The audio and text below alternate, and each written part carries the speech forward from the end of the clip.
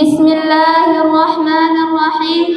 Assalamualaikum warahmatullahi wabarakatuh. Waalaikumsalam warahmatullahi wabarakatuh. Innal hamdalillah nahmaduhu wa nasta'inuhu wa nastaghfir wa na'udzu min shururi anfusina wa min sayyiati a'malina. Man yahdihillahu fala mudilla lahu wa man yudlil fala hadiya lahu. Asyhadu an la ilaha illallah wa asyhadu anna Muhammadan abduhu wa rasuluh. Allahumma salli wa sallim ala nabiyyina Muhammad wa ala alihi wa ashabihi ajma'in. Amma ba'd.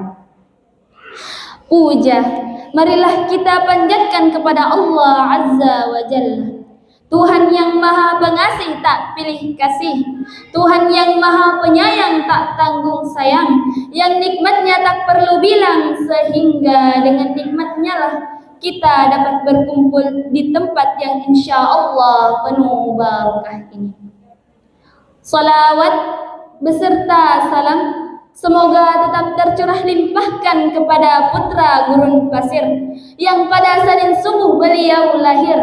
Patung-patung di sekitaran Ka'bah jatuh tersingkir pada saat manusia masih terbelenggu lingkaran jahil. Lahirlah Nabi terakhir. Siapa lagi jika bukan Nabi Muhammad sallallahu alaihi wasallam. Tak lupa kepada keluarganya, kepada sahabatnya, dan kepada kita selaku umat yang ditebar kepadanya. Amin, amin ya rabbal alamin. Baiklah, untuk mempersingkat waktu, izinkanlah saya membawakan sebuah ceramah yang berjudul Remaja dan Pemuda sebagai Generasi Penerus Bangsa. Mendengar kata remaja, maka pikiran kita akan langsung terbayang dengan sesosok anak manusia yang sedang dalam masa pubertas atau dalam istilah gaulnya yang biasa kita sebut dengan istilah ABG. Remaja adalah harta paling berharga di dunia. Mereka adalah generasi penerus bangsa, bahkan calon pemimpin masa depan. Apabila remaja baik, maka dunia akan berseri menghadapi masa depan yang aman, tentram, dan penuh dengan kedamaian. Dengan berlandaskan Quran surah An-Nisa ayat 9 yang berbunyi, A'udzu billahi minasyaitonir rajim. وَلْيَخْشَ الَّذِينَ آمَنُوا لَوْ تَرَكُوا مِنْ خَلْفِهِمْ ذُرِّيَّةً ضِعَافًا خَافُوا عَلَيْهِمْ فَلْيَتَّقِ اللَّهَ وَلْيَقُولُوا قَوْلًا سَدِيدًا.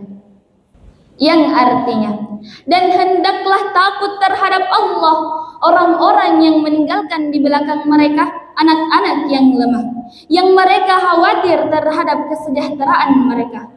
Oleh sebab itu, hendaklah mereka bertakwa kepada Allah dan mengucapkan perkataan yang benar. Ma'asyiral muslimin rahimahumullah. Imam Hafiz Imamuddin Abu Afda Ibnu Katsir dalam tafsir Al-Qur'anul Karim menjelaskan dalam riwayat Ibnu Abbas bahwasanya ayat ini diturunkan berkenaan dengan seorang orang tua yang mewasiatkan kepada anaknya wasiat yang akan membawa mudarat bagi dia.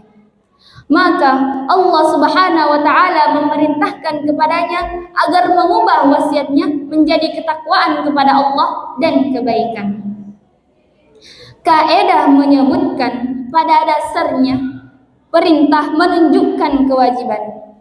Dalam ayat tersebut jelas-jelas Allah memerintahkan kepada kita agar tidak meninggalkan generasi yang lemah, baik secara fisik, mental maupun intelektual, karena ini bisa menyebabkan kemunduran.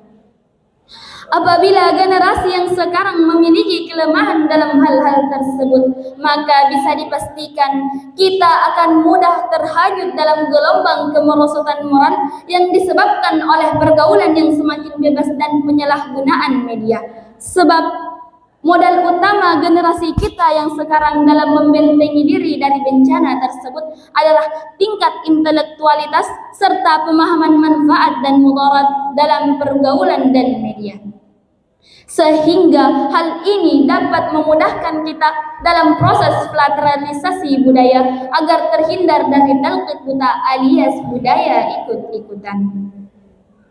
Arus global yang semakin kuat membuat para remaja seakan terlena dengan update-update terbaru dalam dunia sosialita, seperti maraknya tren-tren berbusana yang digemari oleh para pemuda dan pemudi, khususnya bagi kaum hawa seperti kita ini. Profesor Dr. Baharudin Yusuf Habibi mengatakan, setidaknya ada 5 kelemahan yang harus kita hindari, yakni lemah harta, lemah ilmu, lemah tubuh, lemah semangat hidup, dan yang paling dikhawatirkan adalah lemah akhlak. Nah, lemah akhlak inilah yang paling sering kita temui dalam kehidupan sehari-hari. Ada begitu banyak muda-mudi di luar sana yang menganggap enteng tentang akhlak dan adab sebagai seorang muslim. Perilaku seperti berkata kasar, mencela, mengejek, bahkan memukul seseorang sudah sangat lumrah terjadi di kalangan masyarakat. Bukan hanya pada teman, guru dan orang tua pun turut menjadi korban. Astagfirullah.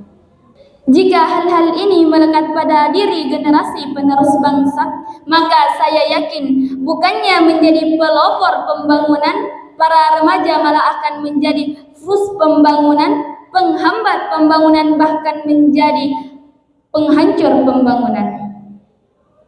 Dalam negeri kita yang tercinta ini, sejarah telah membuktikan sejak tahun 1908 masa kebangkitan nasional hingga detik-detik proklamasi dikumandangkan berbagai organisasi kepemudaan seperti Persatuan Pelajar Stofa, Trikoro Darmo, Jong Islami Tenbon, bahkan kita mengenal tokoh Budi Utomo sebagai tokoh pemuda karismatik. Mereka semua disebut the grand old man. Istilah Bung Karno menjadi stutjiber, bahkan menjadi the founding father, pendiri penggerak yang mampu merebut kemerdekaan. Sejarah tersebut mengajarkan kepada kita selaku generasi penerus bangsa agar memiliki semangat juang yang tinggi dan rasa tanggung jawab terhadap agama, nusa, dan bangsa. Sebab the young today is the leader tomorrow. Pemuda hari ini adalah jago-jagonya pemimpin masa depan. Sebagai contoh, marilah kita renungkan firman Allah dalam Quran surah Al-Kahfi ayat 13 yang berbunyi, A'udzu billahi minasyaitonir rajim. Nahnu naqussu 'alaika naba'ahum bil haqq. Innahum fityatun amanu bi rabbihim wazidnahum huda. Yang artinya, kami kisahkan kepadamu Muhammad cerita ini dengan benar. Sesungguhnya mereka adalah pemuda-pemuda yang beriman kepada Tuhan mereka, dan kami tambah pula untuk mereka petunjuk. Dengan demikian, ayat ini merupakan khabariyah ilahiyah, berita dari Allah. Isi beritanya adalah kisah pemuda Ashabul Kahfi yang dapat kita jadikan uswah, terutama bagi para pemuda dan pemudi seperti kita ini. Ashabul Kahfi merupakan simbol personifikasi pemuda beriman dan teguh pendirian, pandai mempertahankan akidah dan pintar membela keyakinan. Oleh sebab itu, marilah kita sing-singkan tangan, langkahkan kaki ke depan, bekerja, dan bekerja. Sebagaimana Dr. Muhammad Sulaiman Al-Asqari dalam Zubdat At-Tafsir min Fathil Qadir menjelaskan, bekerjalah sesuai dengan skill masing-masing. Setidaknya ada 5 olah yang harus kita kerjakan, yakni olah rasa agar iman melekat, olah rasio agar ilmu meningkat, olah tubuh agar badan sehat, olah usaha agar ekonomi kuat, dan olah kinerja agar produktivitas meningkat. Ma'asyiral muslimin rahimahumullah. Apabila kelima potensi ini telah melekat pada generasi kita, maka generasi penerus bangsa akan dapat melanjutkan estafet perjuangan meraih prestasi gemilang di masa yang akan datang.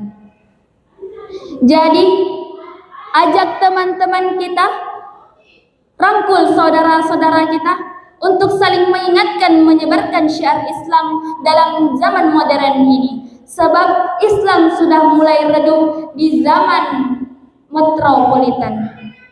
Islam itu tidak egois dengan mementingkan diri sendiri. Kita senantiasa diajarkan untuk saling menyayangi sesama muslim dan diajarkan untuk berfastabiqul khairat, berlomba-lomba dalam kebaikan. Hidup di dunia hanya sekali, maka janganlah digunakan untuk hal-hal yang merugikan diri. Demikian ceramah yang sempat saya bawakan. Mohon maaf bila ada salah kata, karena saya hanya manusia biasa yang tak akan pernah luput dengan yang namanya kesalahan, karena kesempurnaan hanyalah milik Allah. Sekian dari saya, akhirul karam, wabillahi taufiq wal hidayah. Assalamualaikum warahmatullahi wabarakatuh.